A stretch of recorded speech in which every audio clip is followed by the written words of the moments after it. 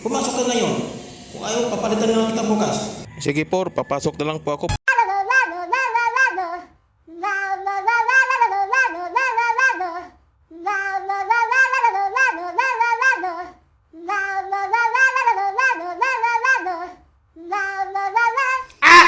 Hello sir, di mo na ako makapasok ngayon dahil malakas ang ulan. Baka mabasa yung papel at ballpen ko. Mahirap na. Anong papel at ballpen ang pinagsasabi mo? Ano ka ba?